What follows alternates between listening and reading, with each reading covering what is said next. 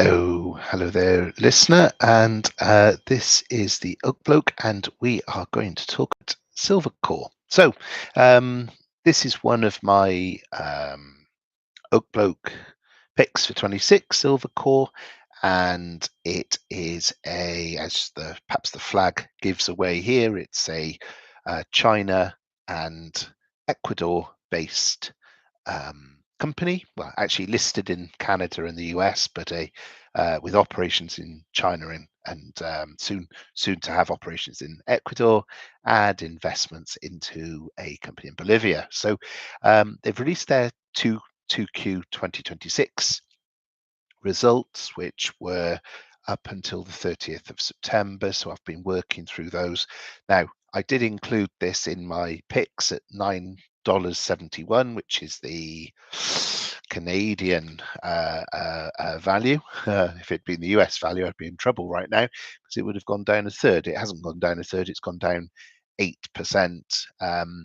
And yeah, so down a little way. Obviously, there's been a pullback in the price of silver. So we can see, we'll come on to zinc in a minute, but if we look at silver, silver has pulled back. So I think I included it about here. It obviously went up a bit more, 54, and has dropped back. But we can see there's now, not that I'm particularly into doing charting. I'm sure there's other people that can tell you about resistance and other things. I kind of tend to look at these things much more from a fundamental point of view. But you can see that where silver has dropped, there's been a lot of bounces back up. We're certainly seeing a strong level of support. So do I think silver's going to increase from here? Well, I mean, nothing's guaranteed in this world, but I tend to think that it shall, and I'll be talking about some reasons why I think that, having read the dynamics of the silver market, it seems to me to be a pretty obvious direction that it's going in. The US has designated silver a strategic metal. Essentially, there's much of silver is a byproduct, so you don't have very many primary silver mines where what they're actually mining is silver with other stuff as a byproduct. Most mines are the byproduct, and then silver. Well, silver is the byproduct, and something else: zinc, nickel, gold, copper. Will be the main product. In other words, if silver were to double, I mean, it would obviously be slightly attractive as a byproduct. But if you're, say, I don't know, 5% of your revenue is silver and it doubles, well, now it's 10% of your revenue. That would an increase of overall increase of 5% through it doubling make you expand your operations? It might, but equally you might not expand them by quite as much than if you were a primary silver miner. Obviously, the incentive if the price doubles is far higher. So silver is one of these funny metals where there's very few primary silver mines. It's something like it's certainly the minority, something like one in five, 1 in 10. So 10 to 20% is primary, and 80 to 90% is secondary. Anyway, let's get into this article. Let's get into the details. So the results were good. And what I've done in this is cover the first quarter, second quarter, so second quarter to the 30th of September. So in my original article, I talked about how this company's had a very long track record, generating 100 million ounces of silver, 5 million a year, 1.5 billion pounds of lead and zinc over the same 20 years. So about 5 million a year and 34 kilotons of lead and zinc 20 years in a row. So what are they doing in year 21? So the good news is in year 21, they're actually overachieving to their 20 years of history. So it's not as though this thing is slowing down, it's speeding up. it's generating about $20 per ounce in the second quarter. Now, looking at the average price in the second quarter, it's not even up into the 40s. In the second quarter, the average price for silver, and you can kind of see it here if we go back here up till this date here, you can see it was right at the end of September that it just touched above 40, so 41 and a half here. But if we go back to the 1st of July, it was 33. So in the second quarter, you're not really seeing anything close to this price, 48 and a half. Certainly not seeing anything close into the 50s. We're not even into the 40s, and that's not anything other than I suppose we're now kind of getting used to the idea of silver in the high 40s and perhaps even into the 50s, with the aim or with the potential that it could go up to, so let's say 100, perhaps more. I mean, everyone seems to be getting a bit giddy about how much silver is going to go up. I guess my point is, even if it doesn't, then at current levels, $20 per ounce of silver when you're making millions of ounces, that's millions of profit. Okay, so it's generating about 20 ounces, and this is on the AISC, the all-in sustaining cost number. So that number doesn't include expansion capex. So that number includes sustaining capex. That's the way all-in sustaining cost works. So as I say, this is based upon LME price of 39.5 as the average versus 48.5 today. So that, in other words, the third quarter is going to be even stronger. Now, I've not particularly sort of looked to factor that in or to do any kind of forecasts where I'm saying, oh, the profits are going to go up by this much. But I mean, this sort of gives you an idea of the economics of this operation. So this is across all of their two mines in China, which are the producing mines. So they generated in the first quarter 1.8, second quarter 1.66. So slight drop in terms of number of ounces, but you can sort of see that there's increase on zinc. I mean, it's pretty much the same on gold, slight drop on lead. So it's just recovery levels, and there is a variability. I've gone back over a period of years, and you do just seem to get a natural variability to the amount of resource in the rock. But these guys have been, as I say, have been drilling out stuff for 20 years. They've tunneled. I mean, it's astronomical meterages of drilling, of tunneling, and as you can see here, the official price 33 has gone up to 39.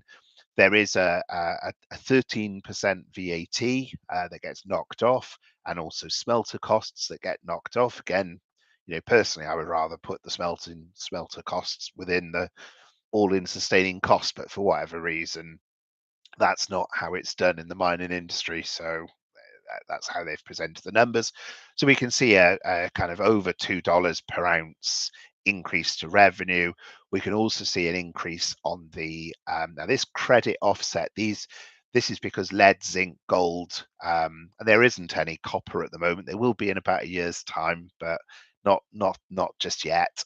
But yeah, these are sort of the but there is a sort of copper / other. So there is $1 of 31 per.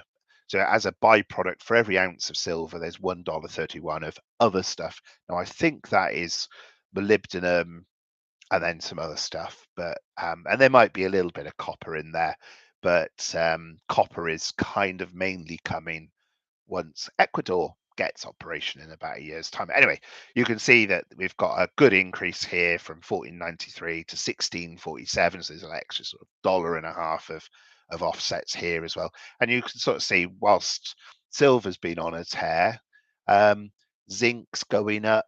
Zinc's now at 3066. So back at back here in the first quarter, zinc was sort of 2,500, 2,600. it's now gone up. I mean, if we look at that over 10 years, 3066 isn't particularly like amazing, like highest ever or anything. Like this was the top of the price. But it's certainly nowhere near the bottom either. Down here, it was the bottom. So generally, I mean, zinc and lead is the other byproduct. Both are heading upwards, and there's a lot of it. So if we get into the lead, which is here, 2052, again, it's not at record breaking prices, but it's heading upwards. And yeah, you can sort of see it. Lead does tend to be, sort of works within fairly tight parameters of cost. There's never particularly great shortages or great surpluses. It tends to be a sort of steady eddy metal. So that's kind of where we're at. So if we just get rid of that, you can see profits. Therefore, now they have invested more into expansion capex. So this 1995 is also taken into consideration the expansion capex, but we can see the costs are up slightly as well. So overall, about a 10% increase to profits in one quarter. But this price here is nowhere near today's price. So there's kind of another 20% left in the tank, plus any increase to volumes. And what we can see here is that they, so year to date, they're kind of at about 3.5 million ounces. Historically, they've been pulling out about 8 million a year. So, will this be kind of the number going forwards? I suspect not.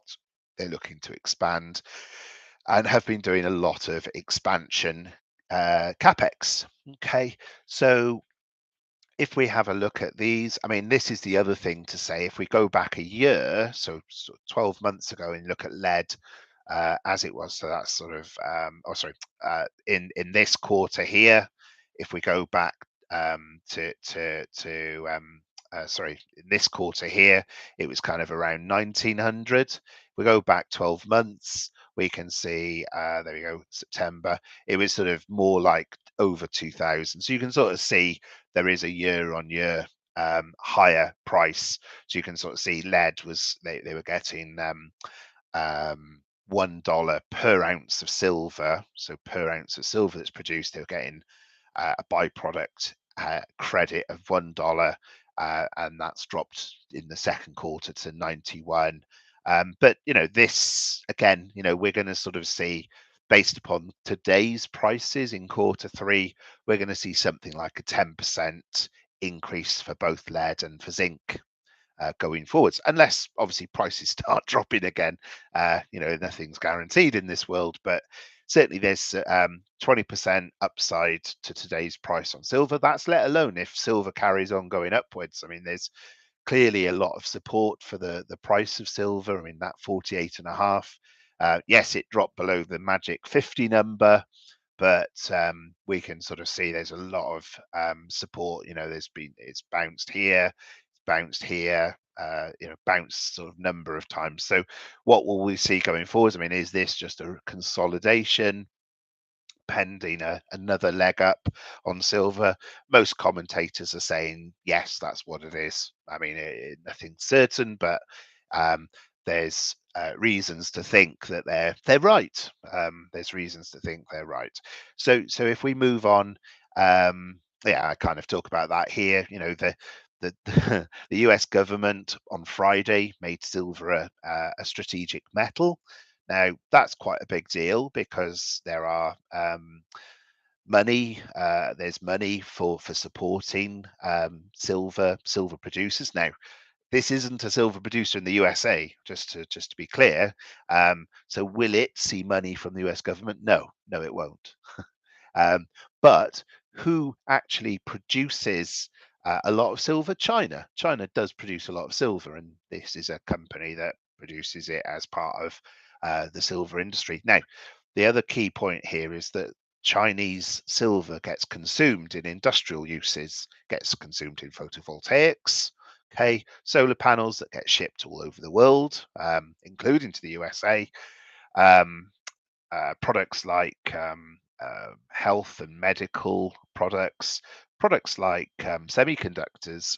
Again, yes, the Americans will support their industry, but a lot of product use that gets that silver gets consumed for will continue to get consumed. Whereas in US, the consumption is lower because the industrial base consuming that silver is lower. In other words, more of the silver in the US is kind of earmarked for more is speculative and less is industrial. So there are some differences, and also more is used for ETFs in the US.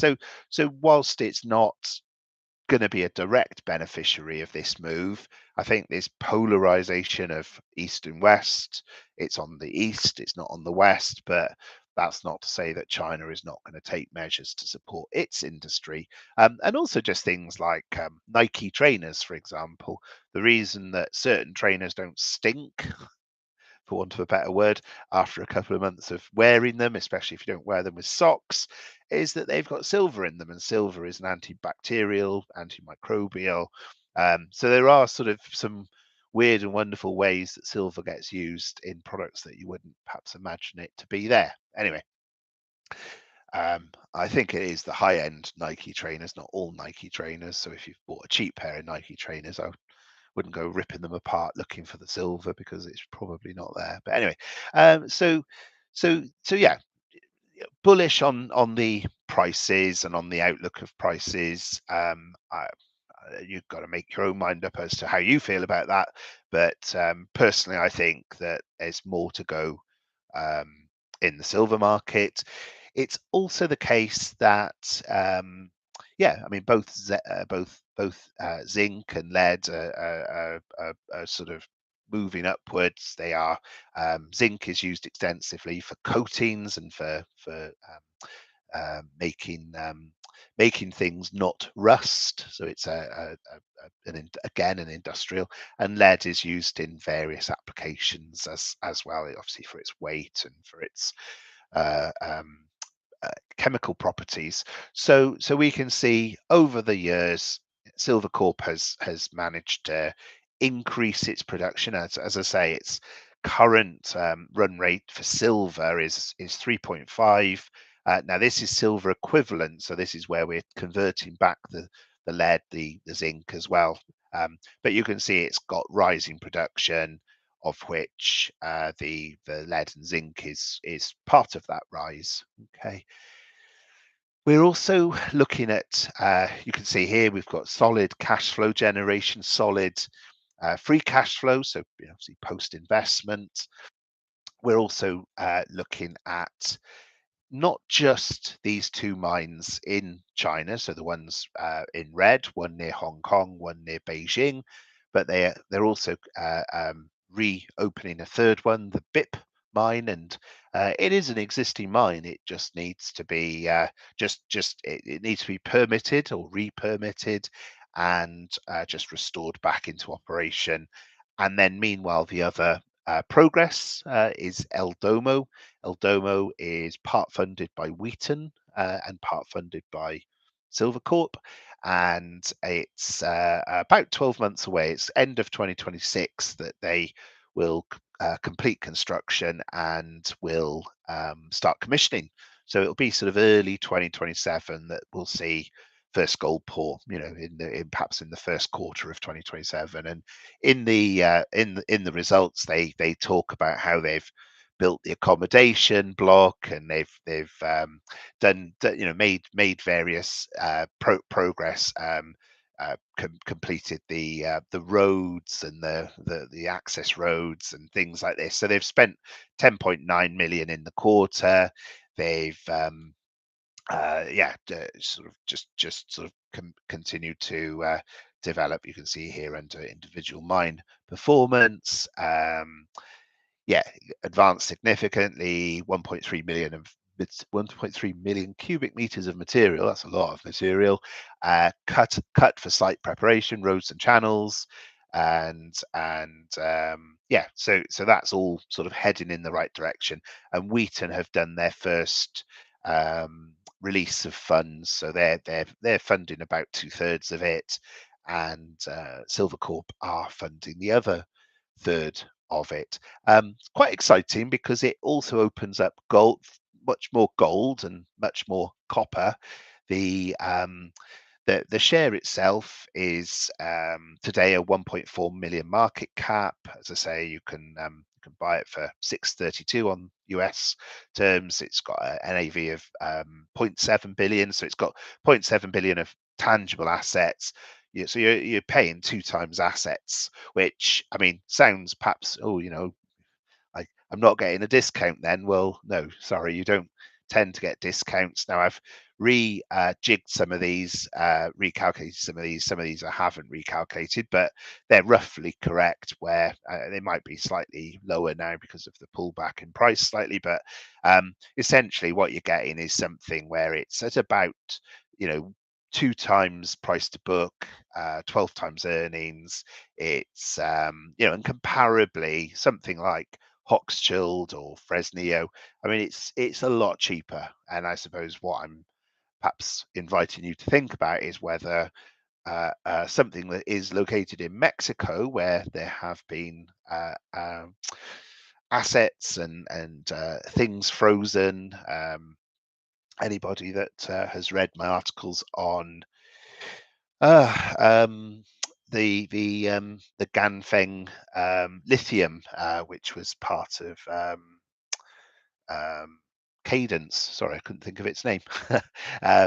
Cadence has got an asset in Mexico where they've basically nationalized the asset, and they're going through the international courts to try and get it back. So, I mean, yes, Fresnillo is an important project, and I'm not saying that the Mexican government would do that to it, because it's a very high-profile project, and lots, thousands of highly paid Mexican engineers work there, and it would probably be a bit politically impalatable. But desperate governments sometimes do desperate things, as anybody in Britain knows. We've got a budget coming up, and uh, the unthinkable, let's increase taxes, that when we promised we wouldn't, is now being mooted, and it sounds like it's very likely to be, an extra 2% income tax. Jolly good. Uh, and then when Reeves scares off more and more people to other places, and a further black hole appears, I don't know what happens then. Do we increase it by another 2 pence? And so it continues. There is something called a Laffer curve, that as you increase tax, you reduce tax income, because people will go elsewhere, or people will not work. I know people who don't work because the tax would be ridiculous for them, and they just say, "Well, I'm not going to work then." That's the reality of it. If you want to incentivize people, you've got to give them an incentive. I mean, that's probably that probably isn't too difficult to work out, is it? Anyway, let's get back to this. I'm not interested in talking about politics. So yeah, it's got two producing. It's got these early stage down in Bolivia as well. The El Domo is under construction. So kind of the last thing really here to talk about is obviously very, very good cost level. So the equivalent of 1370 on the all-in sustaining cost, which kind of works out at about 1100 if it was gold, and if we converted the silver at 80 times, you'd kind of end up at that. So it's a very it's a good asset with good um, long-term resources, and it's also got the growing resources in other jurisdictions as well. I think this chart, I don't know why it's not in here, but or maybe we're coming onto it. There it is. um, this chart particularly sort of gives you an idea that in the current year they're looking at hitting 354 million revenue. Next year, 425. The year after, they're looking to bring in another 200 through El Domo, which takes you to 614. So it's kind of a doubling of revenue, and obviously a corresponding increase of profit. I mean, the interesting thing here will be whether in FY28, which as I say is only really just over a year away, whether this will be hitting the market at a time when copper has gone up a lot. I know some people are saying 2026 will be the year for copper. As far as I can tell, it's still yes. I mean, there is a shortfall, and one of my ideas for that is uh, um, gosh, my brain's not functioning correctly today. Is goodness me, Jubilee. Sorry, I was thinking JJJ, Jubilee Metals, which is now a Jubilee copper metal, really, in Zambia. And but yeah, whether this one will be hitting the market at a very opportune time, but obviously with a large chunk of gold and a decent chunk of well, zinc and a tiny slice of silver. So this one is a good example of a silver byproduct mine, where if silver increased, they wouldn't, and if a company owned El Domo, they wouldn't particularly be incentivized to do anything about the doubling of the price of silver because it's only a tiny slice. Whereas here, I mean, this kind of gives you an idea of just how rich a silver. This is why it's a primary silver mine, and there's not that many of them. That you can see this grey slice here, which is 270 of the 403. So that's like well over it's over 2/3. And if silver, and this is based upon $33 silver, so if silver's at 48, that slice is far bigger than these numbers. Obviously, these are based upon some fairly conservative metals prices. So anyway, what you get to if you and what I've done is I've revised this based upon sort of latest numbers. So this is kind of looking at it, taking into consideration current prices, but deducting off the smelting fees and so on. That we kind of see something that's broadly similar, slightly sort of. Oh, sorry, that's the official one that we see there. So I did my own one based upon sort of current prices. So this is based upon 48 minus the 16% for the smelter and the VAT, and then lead, zinc, gold, and I'm using a discounted gold price there of today's price minus the 16%. So I've increased the discount to the actuals here, but you can sort of see, we're more or less on target for the FY26, but we do see at current prices next year and the year after something like a 10% upside to what they themselves are saying is their sort of targets. And that's just, as I say, based upon today's prices, based upon what we know today, based upon what they say is their forecast production levels, or that's kind of I suppose the start point. And that sort of gets me to something along the lines of a 14 times 18 times dropping to 15 times, dropping to 12 times, dropping to 10 times earnings. But that's without any kind of increase. That's just on today's prices. That's not factoring anything in terms of increase. So if silver doubles, for example, and let's say gold increases as well, and copper increases as well, I mean that very quickly collapses down into single figures and into very low single figures, and at which point the $6.32 will not be the share price for Silvercorp. So yeah, I mean, there's various comparisons you can make to other primary silver mines where Silvercorp is a lot cheaper. And yeah, while some of these like Kerr and First Majestic, I think Endeavour are based in Canada, I mean, you're paying the price for it to be in Canada. So I suppose you've just got to be happy, and obviously Canada can be a difficult place to do business because depends on which part of Canada, but some of the First Nations compliance, some of the environmental compliance, it's quite a socialist economy with high taxes as well. So there are, whilst it's a safe jurisdiction, there are some negatives to operating in Canada as well. It's not just you know it's not it's not just a very clear reason for it to be double or triple the valuation. I personally don't see that. At the end of the day, you're selling the same stuff to the same people. Silver, it's a generic commodity that you're selling. It's not as though Canadian silver gets a higher price than, well, unless the US and Canadian governments do some sort of floor pricing, which they might. I mean, it might happen, but I tend to think that anything that certain governments will do will rise all boats anyway. Final thing to say here is, yeah, I've talked about the expansion to Ecuador, and it's just the colossal areas of demand for silver. Now, I've been doing some research on this, and I mean, photovoltaics is just immense, and that has grown from sort of virtually nothing to nearly 200 million ounces. Um, but this is the forecast of where it's going to be in 5 years from now.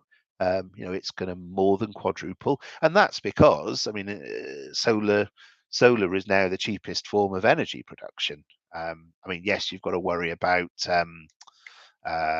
balancing the grid and all of that, or at least a national economy has to worry about that.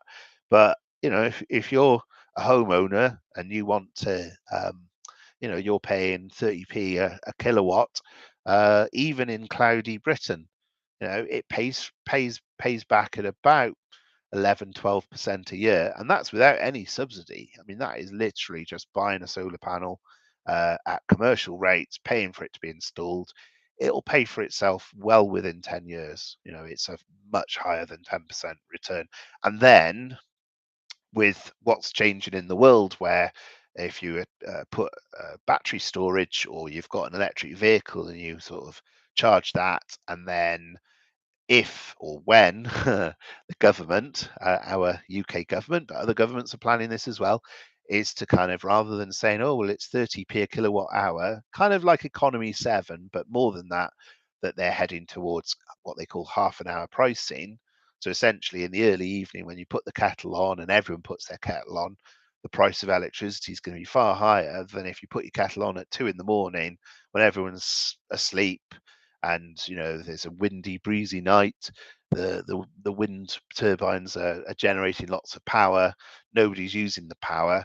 The smart people are going to be like sucking in that power, storing it, waiting for breakfast time when everyone puts their kettle on and prices go up. In other words, we're going to see sort of everyone's going to become an energy trader in this brave new world of half an hour trading. Now, it does rely upon people having uh, smart meters, and not everyone does. So it'll be interesting to see what and if they actually enforce this or do this. But for those that are, I mean, as I say, solar is just becoming a complete no-brainer for energy production, and also for places like Africa. I mean, where you've got vast vast parts of Africa that just don't have any energy. Solar has become the energy of choice, the product of choice. And even if it's the case that they have electricity during the day, and that's it, I mean, that's a step forward for what, obviously in the West, we're used to being able to just flick a switch and have 24-hour power. Well, plenty of parts of the world don't have that. They'll have power when when they've got diesel for the diesel generator. So with solar, it kind of gives them 12 hours of power per day. I mean, if they're on the equator, it's going to be about 12 hours of power a day. So yeah, look, I mean, the forecast for solar is colossal, and silver will be part of that story. But there's other things as well. 5G, electric vehicles use silver, quite a lot of silver actually, about 1 to 2 ounces, about 50, 25 to 50 grams. Carbon capture needs it. Nanotechnology needs it. Antimicrobial needs it. Superconductors need it. Neuromorphic computing. I had to look that one up. I didn't even know what that was, but that is also needs silver. Aerospace defense, for signals and for transmission, for advanced batteries. I mean, if you've got one of these drones that's going to around the world and sort of, stay up airborne for days or weeks or whatever at a time. How is it doing it? Well, it doesn't have just a normal lithium battery like you would have in your Hoover downstairs.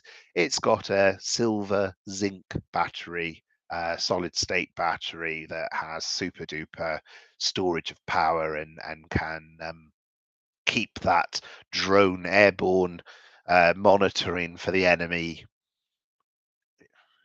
continuously. So it's all of these kind of cutting edge technologies that are using silver, which kind of is the reason that it's quite exciting. And of course, it's also a store of value. There's a vast amount of interest with people buying coins and now wanting to have coins. I mean, you go back a few years, nobody was doing that. Nobody wanted silver coins. Nobody wanted gold. It's completely turnaround. So solid performance. Yes, there's a pullback in silver. The solid performance doesn't reflect even today's pulled back price of silver, let alone tomorrow's potentially return to 50 something silver. So there's plenty more in the tank as far as that goes. It's on a as far as it goes versus its peers, it's on a discount.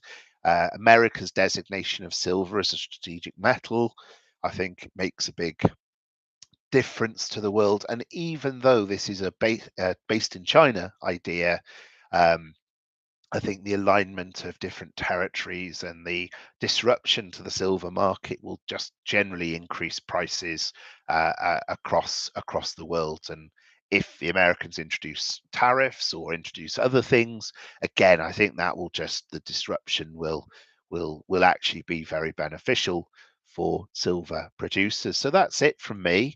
Hope that's been a useful update. This is one of my picks for 26. You'll find that this and other ideas at theoakbloke.substack.com, which is my Substack.